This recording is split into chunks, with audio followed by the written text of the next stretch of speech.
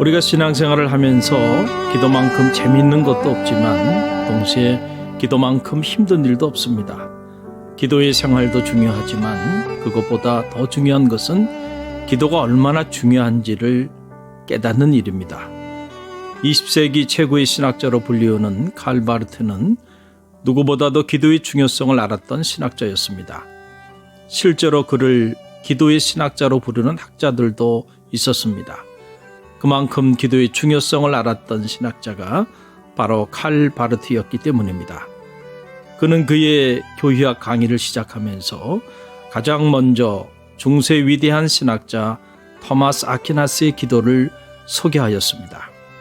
토마스 아퀴나스가 그의 신학대전의 도입부에 기도를 놓았다는 점을 강조하였습니다. 자비하신 하나님, 당신께서 기쁘신 대로 당신의 이름의 영광을 위해 제가 성실히 찾고 조심스럽게 탐구하며 진실하게 알며 완벽히 표현할 수 있게 하소서. 바르트에게 있어서 기도는 신학을 가능하게 할 뿐만 아니라 신학의 본성과 목표를 결정하였습니다. 바르트는 이렇게 말하였습니다. 신학 작업은 반드시 기도와 함께 시작되고 기도를 동반해야 할 뿐만 아니라 반드시 기도 안에서 수행되어야 하는 작업이다. 바르트는 우리의 능력, 욕망, 필요가 아니라 삼위일체 하나님의 은혜가 신학과 기도의 출발점이자 토대가 됨을 알았던 위대한 신학자였습니다. 하나님의 응답은 언제나 우리의 기도보다 앞서 있습니다. 이미 앞서가셔서 모든 것을 응답하신 하나님께서 우리에게 찾아오십니다. 몰트만은 그 하나님을 오시는 하나님, The Coming of God으로 불렀습니다. 아브라함이 자신의 아들 이삭을 산 제물로 바치기 위해서 모리아 산으로 출발하며 기도하기 전에 이미 하나님은 그의 인생길에 앞서가셔서 모든 것을 준비하시고 그를 찾아오셨습니다. 이 하나님을 창세기는 여호와 이레의 하나님이라고 부릅니다.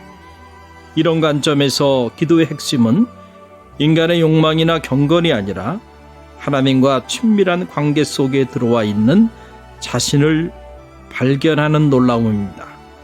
기도는 우리가 찾기도 전에 우리를 찾아오신 하나님에 대한 반응이자 낯선 타자이신 하나님을 아버지라 부르게 된 은혜의 기적에 대한 놀라움의 표현입니다. 삼위일체 하나님의 은혜로부터 솟아난 이 위대한 경의로부터 기도의 다양한 모습, 즉 찬양과 감사, 고백과 참회, 간구와 중보, 그리고 다시 찬양과 감사가 흘러나옵니다. 칼 바르트는 여기서 간구의 중요성을 다음 세 가지로 설명하였습니다. 첫째, 간구는 인간 자신의 부족함에 대한 인식이자 하나님의 은혜에 대한 우리의 전적인 의존성을 고백하는 영적인 행위입니다. 자신이 얼마나 연약한 존재인지를 깨닫는 자만이 기도할 수 있습니다. 우리의 삶이 전적으로 하나님께 의존되어 있음을 자각하고 고백하는 영적인 행위가 바로 기도입니다. 둘째, 간구는 인간의 참모습뿐만 아니라 하나님이 누구신지를 알려줍니다. 우리는 기도를 통해서 하나님이 어떤 분이심을 알게 됩니다. 불가능한 가능성, impossible possibility. 이것은 언제나 기도하는 자만이 볼 수 있는 하나님의 세계입니다.